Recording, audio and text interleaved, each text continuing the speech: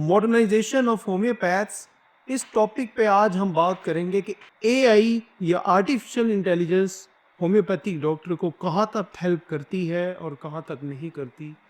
अगर हेल्प करती है तो आज मैं आपको एक बहुत बेहतरीन टूल बताता हूँ जो आपको एक बहुत ज़्यादा एक हैंड होल्डिंग स्कोर देगा, जो आपको पकड़ पकड़ के सिखाएगा, आपके कॉन्सेप्ट बिल्डिंग करेगा रादर देन कि आप उसको केस दें और वो जो उसे कहे कि खुद ही हल करते हो। तो आज हम एक बहुत बेहतरीन टूल के बारे में भी बात करेंगे और लिमिटेशंस के बारे में भी बात करेंगे।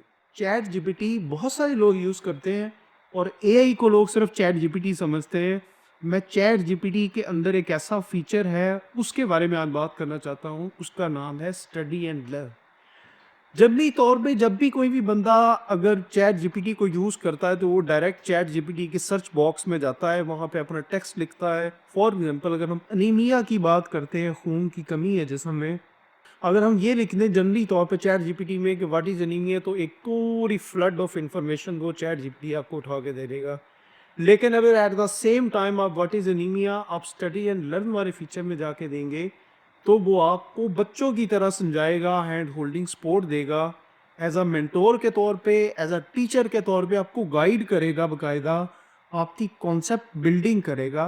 वो ये नहीं देखेगा कि डायरेक्टली एनीमिया की इंफॉर्मेशन देगा, वो आपको एनीमिया से ग्रेजुअली तौर पे कि एनीमिया क्या है, आपको इसके बारे में क्या पता है, जो आपको पता है उसके बारे में आपको थोड़ा थोड़ा और बता के मजीद क्वेश्चन भी करता है ताकि आपके कॉन्सेप्ट क्लियर। तो अभी हम चलते हैं डायरेक्ट स्क्रीन पे।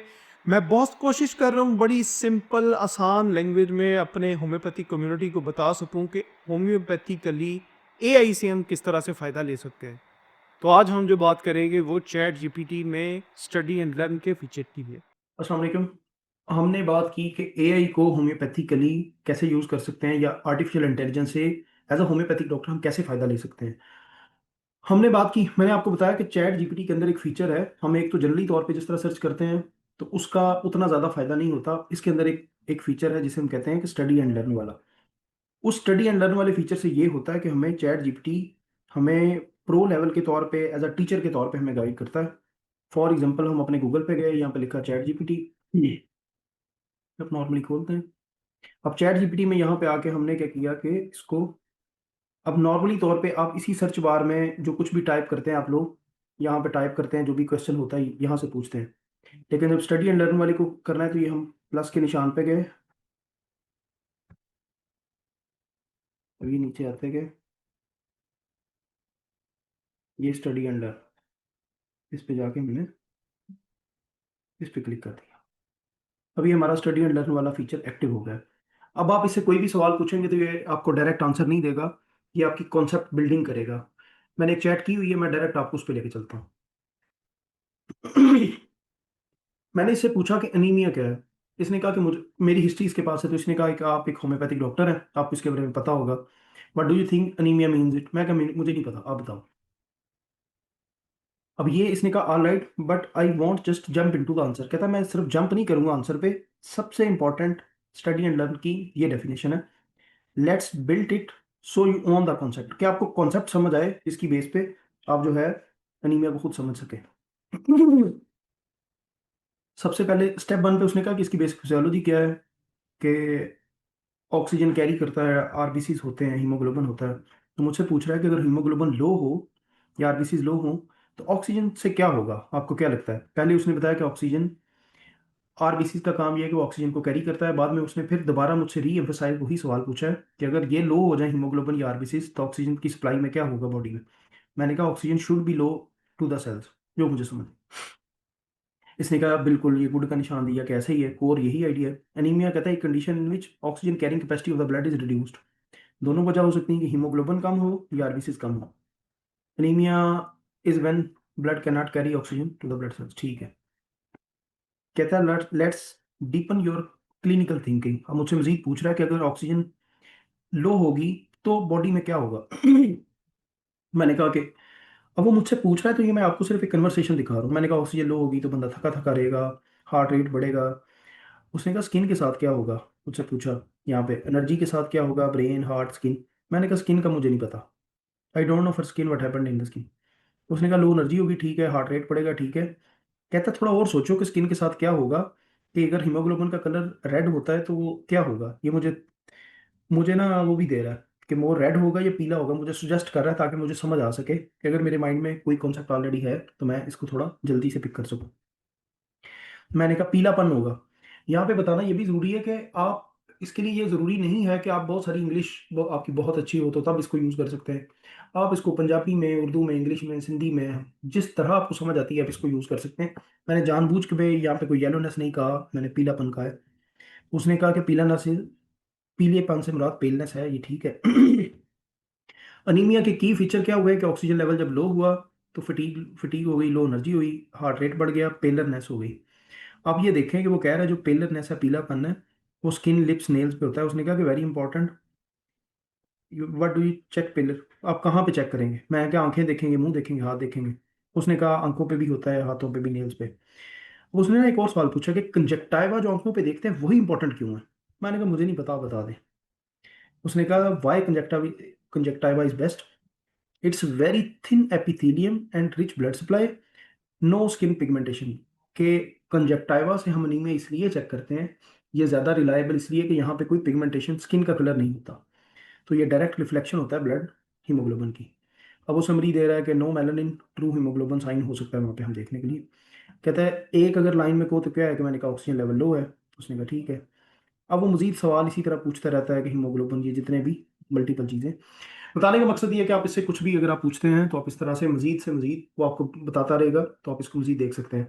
मतलब यहाँ पे देखता है कि अनीमिया को अगर हम कैटेगराइज करते हैं, blood can be cause, blood loss हो तब भी अनीमिया हो सकता है, कोई ट्रॉमा, कोई चोट लगी, ब्लड निकल गया, हैवी ब्लीडिंग हो गई, कोई जीआईटी ब्लीडिंग हो गई, या आरबीसी बन कम रहे हैं, एक है ज़ाया ज़्यादा हो रहे हैं, या बन कम रहे हैं, जिस तरह आयरन डेफिशिएंसी अनीमिया है, विटामिन बी 12 की कमी है, फोलेट डेफिशिएंसी है, या बोन मैरो का कोई प्रॉब्लम है, बोन मैरो सुप्रेशन हो गई, या इंक्रीज आरबीसी डिस्ट्रक्शन है, हिमोलिटिक एनीमिया जिस तरह हम देखते हैं उसमें कोई ऑटोम्यून भी हो सकता है, या डेंगू वगैरह में भी हिमोलिटिक एनीमिया होता है। फिर कहता है कि उसके ना बेस्ड ऑन साइज, उसकी माइक्रोसिटी एनीमिया होता है कि आरबीसी स्मॉल हो, नॉर्मोसिटी का है कि नॉर्मल होंगे, मैक्रोसिटी का तो आगे वो वजह भी बता रहा है, आयरन डेफिशिएंसी होगी तो माइक्रोसिटिक होगा, ये फोलेट या बी 12 की कमी होगी तो मैक्रोसिटिक एनीमिया होगा। यहाँ तक आप इसे मजीद सवाल पूछते रहें, या आप और कॉन्सेप्ट्स को बिल्ड करता रहेगा, बढ़ाता रहेगा, आपको मजीद साइंटिफिकली अप्रोच के अकॉर्डिंगली आपको लेके चलता रहेगा। इस सारी प्रैक्टिस का मतलब ये था कि आपको ये सिखाया जाए कि स्टडी एंड लर्न से आप मल्टीपल चीज़ें सर्च कर सकते हैं। मैं अगर यहाँ पे for example study and learn एक आपको एक दफ़ा नया करके देता हूँ। मैंने कहा कि study and learn, what's the difference between Ignatia and nephron mind. अब मैंने ना इसे दो रेमेडीज का भी पूछा, ये मैंने डायरेक्ट आपको टाइप करके दिया, अब इसका आंसर देखते हैं। ये रीड कर रहा है, कहता है क्लासिकल कंफ्यूजन, प्रैक्टिशनर में अक्सर ये बात रहती है। अब इसने जवाब नहीं दिया, इसने कहा when a patient has grief what are the two possible ways a person can react. अब कुछ भी लिख सकते हैं, मैं कहता हूँ या साइलेंट हो जाएगा या एंग्री हो जाएगा। अब वो आगे इसको करेक्ट भी करेगा, ग्रेजुअली लेके चलेगा इन दो रेमेडीज के डिफरेंस तक। उसने कहा गुड वन, क्या आपने अच्छी कोशिश की है, no let's refine it bit more, apart from silent और angry what's expression of emotions, one type patients hold everything inside, सब कुछ अंदर रखते हैं, अनदर ऐसा भी हो सकता है कि जब भी कोई सदमा आया तो कुछ लोग अपने अंदर सदमे को रखेंगे, कुछ है वो इसको एक्सप्रेस करेंगे, ड्रामेटिकली रोएंगे, ये करेंगे। उसने कहा कि व्हाट डू यू थिंक कि नेट्रम और इग्निशिया। मैंने कहा कि मुझे लगता है कि इग्निशिया नेट्रम म्योर अंदर रखता है, मतलब हाइड करता है, हाइड करेगा, और इग्निशिया इग्निशिया एक्सप्रेस करेगा। मैं ये ना सिर्फ इसी को देख रहा हूँ, मैं खुद से जो जो टाइप हो रहा है ये बता रहा हूँ कि ये फिर, अब उसने कहा नेटर में वाकई हाइड करता है, अंदर रखता है, तो ये वो चीज़ें करता है, ये टाइप ऑफ साइलेंट जो भी चीज़ें। बताने का मकसद ये है कि आप इसको मल्टीपल, आप मेडिकल की चीज़ों को, होम्योपैथिक डिफरेंट रेमेडीज़ के उनकी चीज़ों को, मैं ये नहीं कह रहा कि आपको 100% ये हर चीज़ 10/10 देगा। ऐसा भी हो सकता है कि कहीं ना कहीं इसका ह्यूमन एरर है, या अभी एआई अभी अपनी एवोल्यूशन फेजेस में है, तो समटाइम कुछ इसमें अभी मिस्टेक्स वगैरह हो सकती हैं। बट ये आपको बहुत ज़्यादा हेल्प करता है, एक टीचर के तौर पे आपको लेके चलता है, आपको पूरा गाइड गाइड करता है स्टेप बाय स्टेप को। तो मैं, मेरी हाईली सुजेशन है तमाम होम्योपैथिक स्टूडेंट्स को, डॉक्टर्स को, कि एआई को ब्रेड एंड बटर बनाएं, एआई से हेल्प लें। अगर आप इससे हेल्प लेंगे तो आपके कॉन्सेप्ट्स बिल्डिंग में आसानी होगी। आप इसको कोई डॉक्यूमेंट भी दे सकते हैं कि पूरी की पूरी कोई बुक उठा के दे सकते हैं, उसमें से भी आपको क्वेश्चन आंसर दे सकता है। तो इस तरह की मजीद वीडियोस के लिए हम और भी एआई पे कंटेंट हम बनाएंगे, तो इंशाल्लाह वो भी आपके साथ शेयर करेंगे। आपका बहुत शुक्रिया। आज हमने बात की कि स्टडी एंड लर्न वाला फीचर देखा। देखिए, एज अ होम्योपैथिक डॉक्टर आप इसको कोई भी टॉपिक बताएं, इसको डायरेक्ट केस इससे डिस्कस करने की बजाय खुद को चैट जीपीटी को अलाउ करें कि वो आपको ग्रूम अप करे, आपको एक बेहतर डॉक्टर बनने में आपकी हेल्प करे। जितना मेडिकल नॉलेज इसके पास ऑलरेडी है, या आप इसको खुद भी इनपुट भी दे सकते हैं। आप इसको सोर्स बुक्स दें और उसके मुताबिक इसे कहें कि आपको ये सारे कॉन्सेप्ट बना दे आपके, ताकि आप फ्यूचर में एक बेहतरीन होम्योपैथिक डॉक्टर बन सकें।